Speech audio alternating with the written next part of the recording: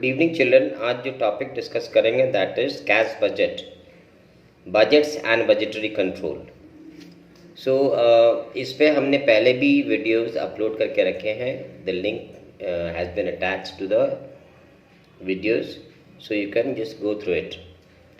आज जो topic discuss करेंगे that is relating to cash budget and other matters relating to the budgeting of cash, how you prepare for your cash expenditures that is going to come in the near future. Okay, so let's straight away move on with the sums.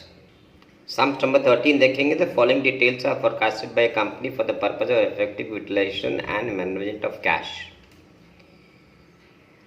6 महीने का detail दे रखा है, अप्रैल से लेकर सितंबर तक। देखिए sales का detailing है, मटेरियल्स हमने जो खरीदा उसका डिटेल दे रखे हैं, वेजेस का दे रखे हैं और ओवरहेड्स का दे रखे हैं। ठीक है, तो ये जो heads of expenses and incomes हैं, ये हमको नेक्स्ट कमिंग मंथ में हमको ये करना है एक्सपेंसेस, और ये इनकम सारे मिलने वाले हैं। इसके आधार पे हमें कैश बजट बनाना है। चलिए अदर कंडीशन एंड टर्म्स क्या है उसको देख लेते हैं। देखिए क्रेडिट टर्म्स क्या है, sales equal to 20% are on cash. जो भी सेल्स फिगर दिया है इसको 20% कैश में है, और 50% of credit sales are collected next month. जो भी क्रेडिट सेल हुआ है उसका 50% आपको नेक्स्ट मंथ मिलेगा, और उसके बाद जो बैलेंस बचेगा वो सेकेंड वाले मंथ में मिलेगा। ठीक है, क्रेडिट सप्लायर्स हमको कितना क्रेडिट दे रहे हैं, 2 महीने का। मतलब इस महीने जो हम खरीद रहे हैं उसका पेमेंट हम 2 महीने बाद करेंगे। क्लियर? अच्छा, delay in payment of ways कितना है, आधे महीने का है। यानी जो भी इस महीने का वेज है वो आधा हम इस महीना पे करेंगे, आधा हम नेक्स्ट महीना पे करेंगे। राइट, इसको बोलते हैं लैग इन वेज पेमेंट। ओके, और ओवरहेड्स का क्या है, 1 महीना। यानी इस महीने का जो ओवरहेड खर्चा है वो अगले महीना पे करेंगे, अगले महीने का जो है वो उसके बाद वाले महीने में करेंगे, इस तरीके से। Interest on 12% debentures of 5 lakh is to be paid half yearly in June and December. तो चूंकि हमें जून से लेकर सितंबर तक बनाने के लिए बोला है ना, information of 4 months beginning from June, तो इसलिए दिसंबर वाले जो इंटरेस्ट ऑन डिबेंचर का पेमेंट है वो नहीं दिखाएंगे। ओके, केवल जून वाला दिखाएंगे। डिविडेंड हमको एक मिलने वाला 25,000 रुपये। कब मिलना है, जून 18 में। एक मशीन हमने खरीदा है 4 लाख रुपए में, जिसको कि हमें 20 मंथली इंस्टॉलमेंट में पे करना है। यानी हर इंस्टॉलमेंट पे हम 20,000 रुपये पे करेंगे, और ये इंस्टॉलमेंट कब चालू हो रहा है, ये इंस्टॉलमेंट चालू हो रहा है from July onwards. Clear? Advance tax हमें पे करना है अगस्त में 15,000 रुपये का। कैश बैलेंस एक्सपेक्टेड है 45,000 रुपया 1 जून को, मैंने opening balance of cash.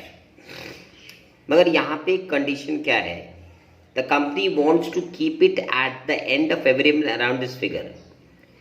Company चाहती है कि उसका कैश बैलेंस हर महीने 45,000 उसके आसपास रहे। ओके, अब इसके लिए कंपनी क्या करना चाहती है, the access cash in multiple of 1,000 rupees. यानी अगर मान लीजिए आपका बैलेंस 50,000 निकल रहा है, तो यानी 45,000 कितना ऊपर है, 5,000 रुपये। तो उस एक्सेस कैश को कंपनी जो है वो फिक्स डिपॉजिट में जमा करवाना चाहती है। ओके, यानी 45,000 के ऊपर जो भी कैश आपके पास एक्स्ट्रा में है, okay, not in fraction but in multiple of thousands. तो मान लीजिए 45,700 रुपया है, तो आप उसको 46,000 रुपये जमा करेंगे बैंक में या डिपॉजिट में। ठीक है, तो सबसे पहले हमें ये जानना पड़ेगा कि मंथ एंड में हमारे पास कैश बैलेंस क्या निकल के आता है। उसके आधार पे हम डिसाइड करेंगे कि हम एफडी में कितना रुपया जमा करेंगे। ठीक है, और ये जो सवाल अभी डिस्कस कर रहे हैं ये सीए इंटर में आया हुआ है, अडेप्टेड उसके हिसाब से ले रखा है। Okay, so let's straight away move on with the sums. ये है हमारा वर्किंग नोट 1। ठीक है, क्या हम निकाल रहे हैं? Collection from debtors. तो टोटल सेल्स सवाल में जो दिया हुआ है वो अप्रैल का है 4,20,000, मई का 4,50,000, जून का 5,00,000, जुलाई का 4,90,000, अगस्त का 5,40,000 और सितंबर का 6,10,000। सवाल में कहा है कि जो भी आपने सेल किया है कैश सेल्स उसका कितना है? 20%, यानी 4,20,000 का 20% 84,000 हो गया, 4,50,000 का 20% 90,000 हो गया, इसका ₹1,00,000, इसका 98, इसका 1,08,000, इसका 1,22,000। यानी total sales minus the cash sales is what? Your total credit sales. ये है हमारा क्रेडिट सेल्स का फिगर, ठीक है। अब क्रेडिट सेल्स का कलेक्शंस कैसे हो रहा है? सवाल में जो टर्म्स एंड कंडीशन दिए हैं उसमें बता रहा है कि जो भी आपका क्रेडिट सेल है उसका 50% जो है वो 1 महीने बाद मिलेगा, है ना। यानी 3,36,000 हमारा क्रेडिट सेल निकला है, इसका 50% हो गया 1,68,000। मगर you will get this 50% in the month of may, 1 month after. 3,60,000 का 50% 1,80,000, 1 महीने बाद। 4,00,000 का 50% 2,00,000, 3,92,000 का 50% 1,96,000। तो पहला इंस्टॉलमेंट जो है 50% का वो हमको 1 महीने बाद मिल रहा है। सी, सबने क्रॉस कर दिया इसको। बाकी जो बैलेंस है, what ever else the balance is left, that is paid after 2 months. यानी 3,37,000 का जो 50% बैलेंस 50% है वो हम 1-2 मैंने तीसरे महीने में मिल रहा है मेरे को। देखो 1,68,000, 1,80,000 पहले महीने मिला था, इसके बाद 1,80,000 एक पहले 2 महीने बाद मिल रहा है। 2,00,000 यहाँ मिला था पहला महीने के बाद, 2,00,000 दूसरे महीने के बाद मिल रहा है। तो इस तरीके से हमको ये टोटल कलेक्शन मिला है डेटर से, ठीक है। अब चूंकि हमको जून से सितंबर तक बनाना है तो इसलिए इनका ये कलेक्शन हम जोड़ देंगे, ओके। तो जून का कलेक्शन मेरा डेटर से कितना हुआ? 3,48,000, 3,80,000, 3,96,000 और 4,12,000। क्लियर? अब जो है अगर कोई पूछे कि भैया कलेक्शन कितना है जून महीने का, तो ये तो कलेक्शन आया डेटर के साथ, डेटर के पास से, और ये है हमारा कैश सेल्स, ठीक है। यानी कलेक्शन फ्रॉम डेटर और cash sales will be the main sources of income for you, okay. अब देखिए वर्क नोट 2 क्या है कि हमने क्रेडिटर्स को कितना पेमेंट किया है, ठीक है। तो अब ये देखिए यहाँ पे टोटल क्रेडिट परचेज आ गया हमारा अप्रैल में 2,00,000, मई का 2,10,000, जून का 2,60,000, जुलाई का 2,82,000, अगस्त का 2,80,000, सितंबर का 3,10,000 रुपया। ये हमारा क्रेडिट परचेज हुआ है। और वहाँ पे फ्लैट है कि भाई जो भी आपका उधारी का परचेज आप स्टेटमेंट में 2 महीने बाद दोगे, ओके। तो ये देखिए 2,00,000 जो हम लोग अप्रैल में खरीदे थे उसका पेमेंट कब कर रहे हैं? हम 2,00,000 जून में कर रहे हैं। 2,10,000 का जो मई में परचेज हुआ था उसका पेमेंट कब कर रहे हैं हम लोग? जुलाई में। 2,60,000 जून में परचेज हुआ था उसका पेमेंट कब कर रहे हैं? अगस्त में। और 2,82,000 का पेमेंट कब कर रहे हैं हम लोग? सितंबर में। तो ये हो गया टोटल पेमेंट जो आपने महीना में किया है, ओके। अब तो वर्क जो 3 है that is relating to payment of wages. हमने वेजेस कैसे पे किया है, ठीक है। तो देखिए वेजेस जो पेबल है अप्रैल में 1,60,000 है, मई में 1,60,000 है, जून में 1,65,000 और 1,70,000। लैग इन पेमेंट, लैग मतलब डिले कर रहे हो। कैसे कर रहे हो? आधा आप इस महीने कर रहे हो, आधा आप नेक्स्ट महीने कर रहे हो। तो देखो यहाँ पे अप्रैल का 1,60,000 था तो इसका आधा हो गया 80,000, ये अप्रैल में पे कर रहे हैं, बाकी 80,000 मई में कर रहे हैं। दूसरे वाले का भी देखिए एग्जैक्टली ऐसे ही है, 80 हम मई में कर रहे हैं, बाकी 80 जून में कर रहे हैं। 1,65,000 का 50% हो गया, 82,500 वो जून में कर रहे हैं, दूसरा इंस्टॉलमेंट जुलाई में कर रहे हैं। यहाँ भी 1,65,000 है तो इसका 50% 82,500 जून में जुलाई में कर रहे हैं, और इसका बाकी जो है अगस्त में कर रहे हैं। अगस्त का भी 1,65,000 है तो इसका 50% जुलाई अगस्त में कर रहे हैं, नेक्स्ट हाफ जो है वो सितंबर में कर रहे हैं। और सितंबर का जो हाफ है 85,000 वो सितंबर में कर रहे हैं, और बाकी जो हाफ होगा वो हम नेक्स्ट अक्टूबर में पे करेंगे, मगर चूँकि डिटेल्स नहीं तो लिस्ट में नहीं कर रहे हैं इसको। अब जून जुलाई अगस्त सितंबर का जो भी पेमेंट्स करें हमने उसको ऐड कर देंगे। ये देखिए ये ऐड हो गया, मैंने एक्चुअली आप पे कितना कर रहे हो, 1,62,500, इसमें पे कर रहे हो 1,65,000, 1,65,000, यहाँ पे 1,67,500। तो ये वर्किंग आपका निकल गया है कि आप फाइनली पेमेंट कितना कर रहे हो ऑन अकाउंट ऑफ वेजेस। अब हम लोग मेन सवाल में जाते हैं। चलिए, अब जो भी डिटेलिंग की है सबको लोग बैठा देंगे। तो ओपनिंग बैलेंस ऑफ कैश मेरा कितना है, 45,000। कैश सेल्स पर कितना निकल के रहा था, जो वर्क नोट 1 में था, जून का था 1,00,000, जुलाई का था 98,000, अगस्त का था 1,08,000 और सितंबर का था 1,22,000 रुपया। जो वर्क नोट 1 में कैश सेल्स हमारा निकल के आया था वो एज इट इज़ बैठा दिए। अच्छा, वर्क नोट 1 में कलेक्शन में डेटर कितना आया था, जून का 348, जुलाई का 380, अगस्त का 396 और सितंबर का 4,12,000, वो उन्हें बैठा दिया। प्लस अलग से हमें इंफॉर्मेशन दिया गया था कि जून महीना में हमको एक डिविडेंड मिलेगा 25,000 रुपये का, तो वो हमने यहाँ शो कर दिया, डिविडेंड रिसीवेबल। क्लियर। अब इसको जोड़ दिया हमने, तो जून महीना के लिए मेरा टोटल जो रिसिप्ट आ रहा है वो आ रहा है 5,18,000। ठीक है। अब जून महीना के खर्चे क्या हैं, क्लियर, क्या खर्चे हैं।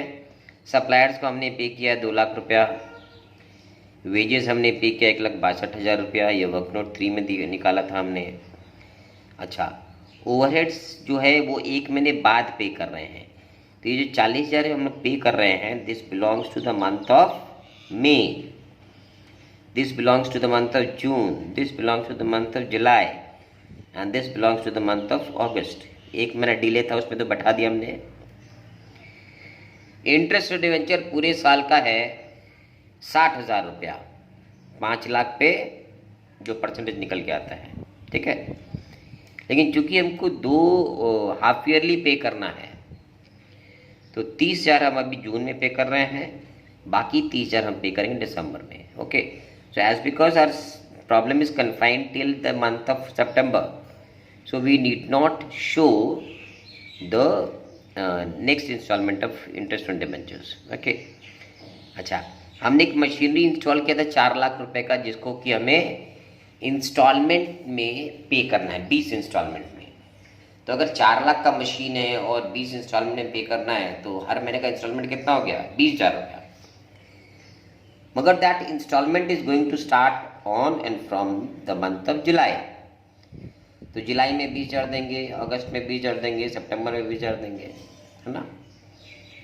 अच्छा, अब इसके बाद एक और अलग खर्चा दे रखा है, एडवांस टैक्स। तो एडवांस टैक्स हमें पे करना इन द मंथ ऑफ अगस्त, ये दिखा दिया हमने। अब इनको जोड़ेंगे। ठीक है, जोड़ के ये जो निकल के आता है ये हो गया मेरा टोटल कैश पेमेंट, ये वाला, ये कैश पेमेंट हो गया। और इससे इसको माइनस करेंगे तो मेरा बैलेंस इन हैंड कितना आएगा, 85,500।